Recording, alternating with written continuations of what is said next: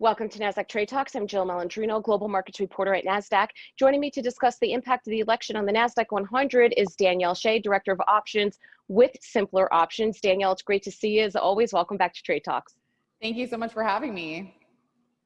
Before we get into the election, let's take a quick look at technical levels and trends you're watching in the Nasdaq-100 now. Certainly things have changed a bit in recent weeks.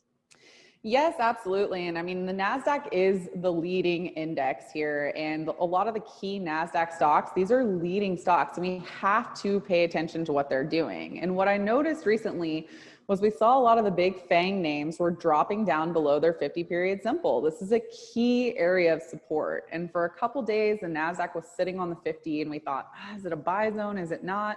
But because the FANGs were breaking down first, that told me that the market was going to break down even further. And that's exactly what it's doing today. Let's talk about the election. Typically, presidents have a minor impact on the stock market, but a couple of items, including tax policy and growth initiatives, can move stocks. What are your thoughts with Trump's policies? So, like him or not, President Trump, the stock market has done very well under him because he has had a lot of business growth policies.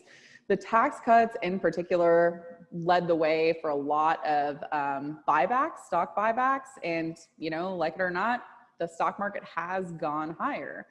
So for me, when I'm looking at the potential Biden policies and I'm hearing about taking away those tax cuts in particular, and there's a lot of talk as well looking to regulate the big tech companies, I think that that could be very damaging for the large tech companies, which have been the companies that have led the market higher.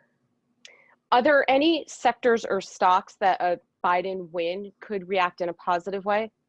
Yes, definitely. So, a Biden win would really push me for a lot of solar powered stocks. So, a Democratic win, that's definitely going to look for a cleaner environment, stuff like that. The solar powered stocks have been really strong in the course of the past couple years. And I think that if we did get a Biden win, I think that we can look for those in the future to grow even stronger. So Danielle, what's an investor to do? Rearrange their portfolios based on all the speculation that's out there? Who's to say the process from election night and the weeks beyond it will even be smooth? Because markets have never had to grapple with that before, certainly not to the extreme that we're seeing now. No, for sure. And I mean, I think that what an investor can do best is understand, if they're trading short-term or long-term. So, I do trade on a long-term basis as well as a short-term basis and options, and I'm handling both of those things differently right now.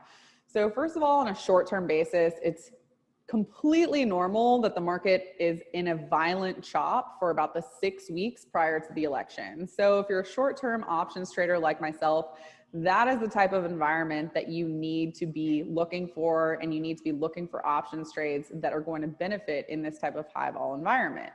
If you are a long-term investor, I think it's best to stay the course and wait and see what the reaction is going to be. I would not be surprised whatsoever if we got a huge price movement right around the election, just like we did with the Trump election.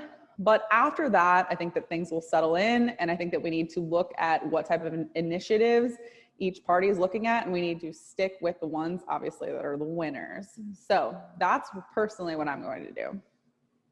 All right, Danielle, thanks for joining us on Trade Talks. Thank you. And thanks for joining me. I'm Jill Malandrino, Global Markets Reporter at Nasdaq.